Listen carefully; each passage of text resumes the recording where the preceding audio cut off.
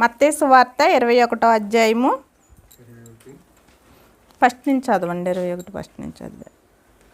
21 అధ్యాయం 1వ వచనం కాడి నుంచి చదవండి. తరువాత యెరూషలేమునకు సమీపించి ఒలీవ చెట్ల కొండ దగ్గర ఉన్న బెత్ఫగేకు వచ్చినప్పుడు యేసు తన శిష్యుల్లో ఇద్దరిని చూచి మీ ఎదుటనున్న గ్రామమునకు వెళ్ళుడి. వెళ్ళగానే కట్టబడి ఉన్న ఒక గాడిదయు దానితోనున్న ఒక గాడిద పిల్లయు మీకు కనబడును. వాటిని ఇప్పి నా యొద్దకు తోడుకుని రండి.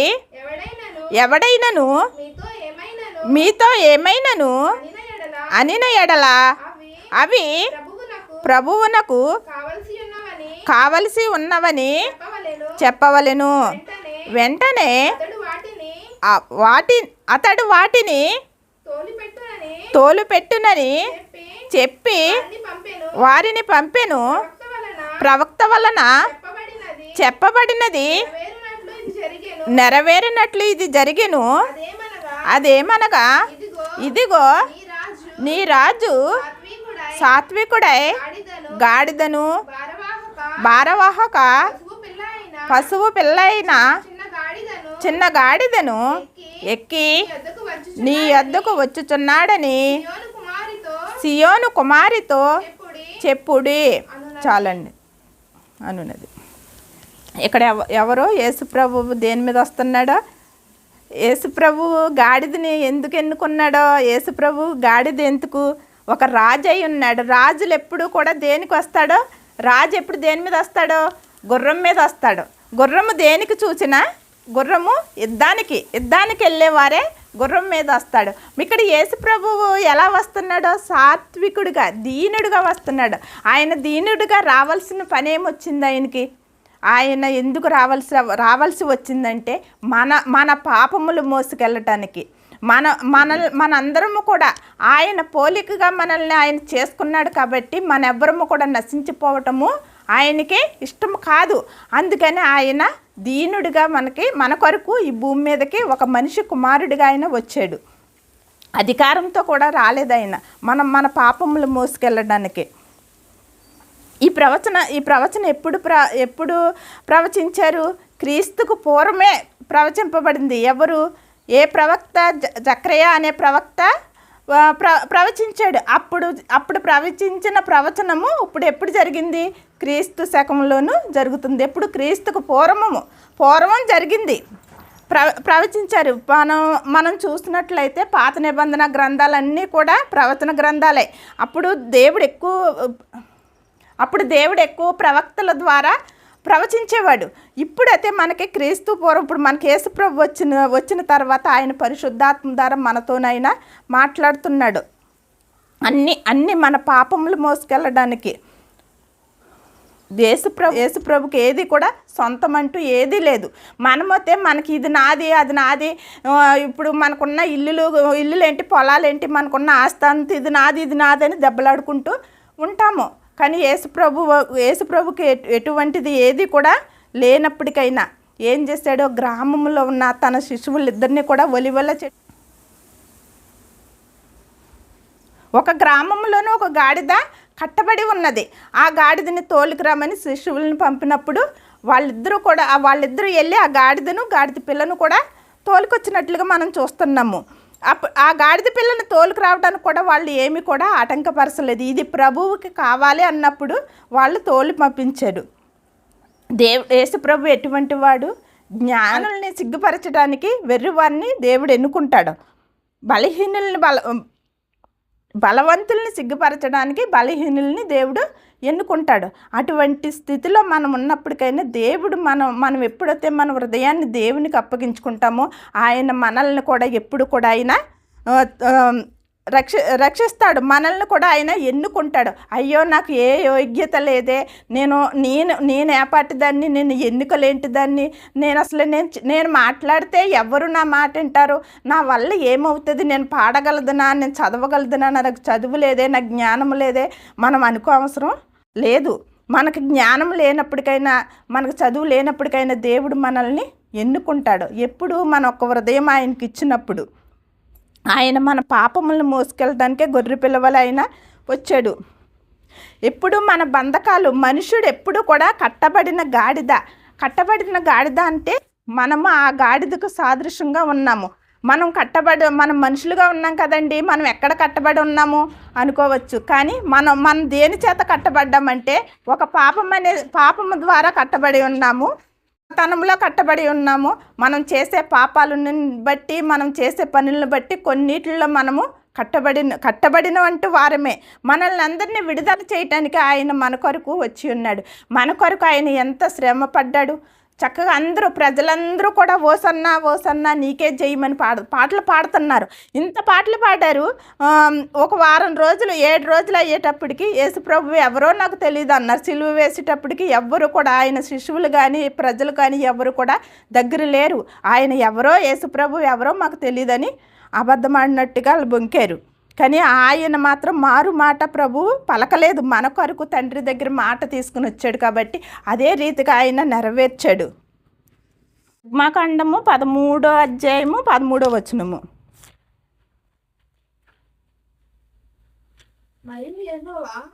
మరి 13వ అధ్యాయంలో 13వ వచనం చదువు. ప్రతి గాడిద తొలి పిల్లను వెల ఇచ్చి విడిపించి దాని మారుగా గొర్రె పిల్లను ప్రతిష్ఠింపవలను. అట్లు దానిని విడిపించిన ఎడల దాని మెడను విరగదీయవలను. నీ కుమారులలో తొలిచూలుడైన ప్రతి మగవానిని వెల ఇచ్చి విడిపింపవలను. చాలండి. ఇక్కడ ఏంటి, మన కొరకు యేసుప్రభు ఎలా వచ్చాడు? సాత్వికుడిగా, దీనుడిగా ఎందుకు వచ్చాడు? మన పాపముల కొరకు. ఇదివరకు ఇశ్రాయేలీలు ప్రజలకి దేవుడిచ్చిన ఆజ్ఞ ఏముంది? ప్రతీది వాళ్ళ పనుల్లోనూ తొలిది ప్రతీది గొర్రెల్లోనేంటి, మేకల్లో, ఎడ్లలో, ప్రతి దాంట్లోనూ కూడాను వాళ్ళకు వచ్చే ఆదాయంలో తొలి సంతానాన్ని ప్రభువుకి అర్పించాలన్నమాట. అది అర్పించాలి. కానీ ఆ ప్రతిదీ కూడా దేవుడికి మొదటిది దేవుడికి ఇచ్చేవారు. ఒకవేళ ఇప్పుడు గాడిద ఎటువంటిది?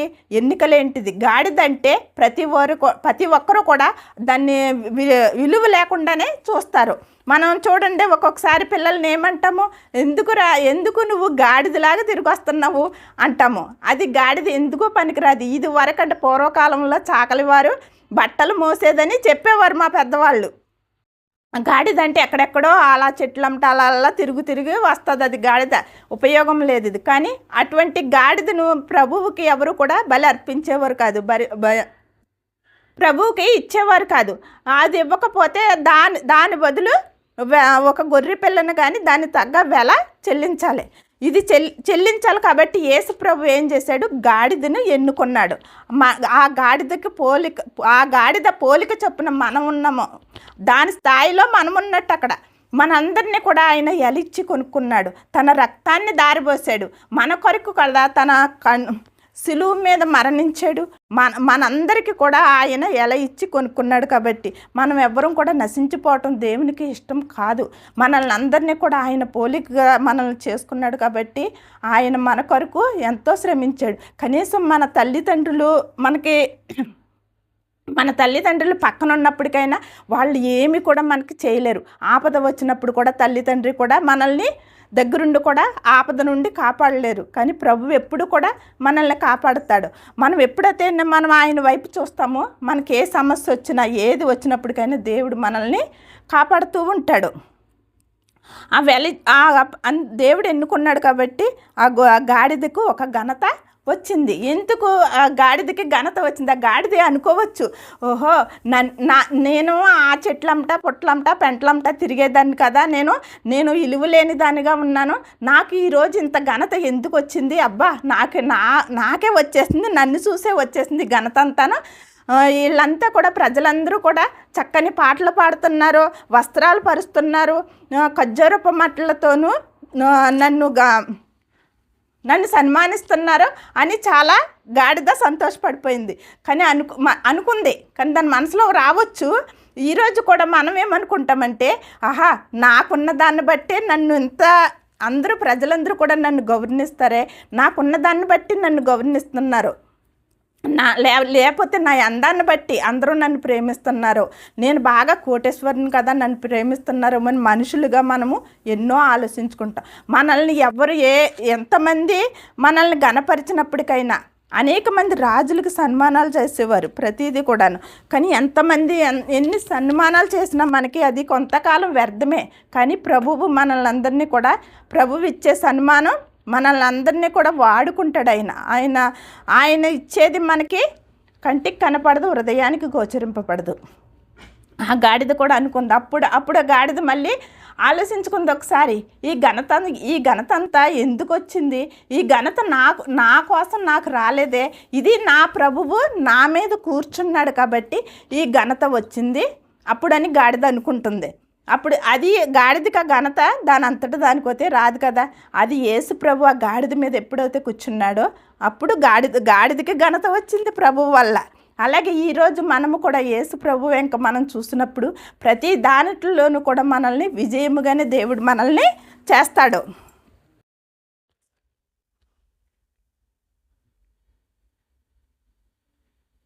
1 పేతురు 1 అధ్యాయము 18-19.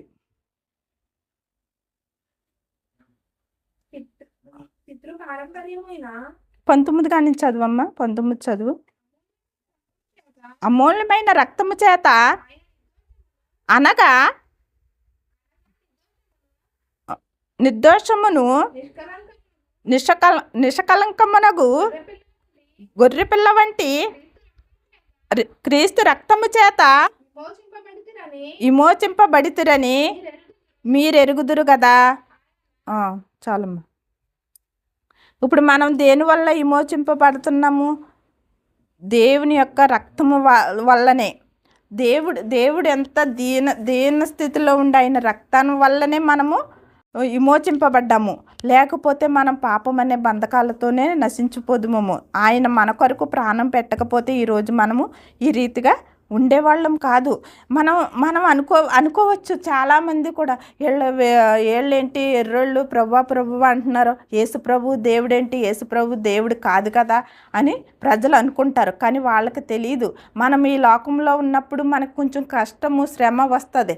కానీ అయినప్పటికైనా మనందరం ఎందుకు దేవుడిని ఆరాధిస్తున్నాం? యేసు ప్రభుని నిత్యరాజ్యం ఉందని, మనం పరలోకంలో మనకి మార్గము, ఆయన దగ్గరికి వెళ్ళే మార్గము ఉందని మనందరం గ్రహించి ఆయన్ని స్తుతిస్తున్నాం. తెలియనంటూ వారు అయితే యేసు ప్రభు అయితే దేవుడే కాదని అంటున్నారు.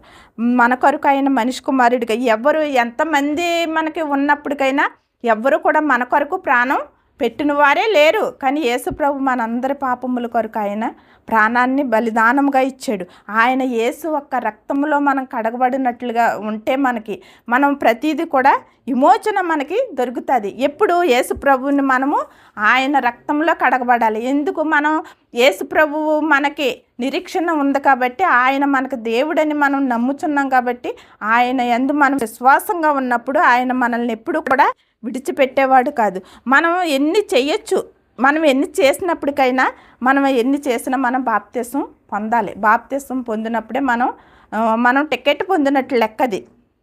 ఆయన రక్తంలో కడగబడతాము. ఎప్పుడైతే మనం మారు మనసు పొంది ఎప్పుడైతే రక్షణ పొందుతామో మనం దేవుని తెలుసుకోవచ్చు, దేవుని మందిరానికి వెళ్ళొచ్చు, మనం ప్రార్థించవచ్చు, బైబిల్ చదవచ్చు, అన్నీ చేయొచ్చు. ఎన్ని చేసినప్పటికైనా మనము ఏం చేయాలి? ఆయన రక్తంలో కడగబడాలి. మనం ఎప్పుడైతే మారు మనసు పొంది బాప్తిసం పొందుతామో ఆయనలో మనము అంటు కట్టబడినట్లుగా మనము ఉంటాము.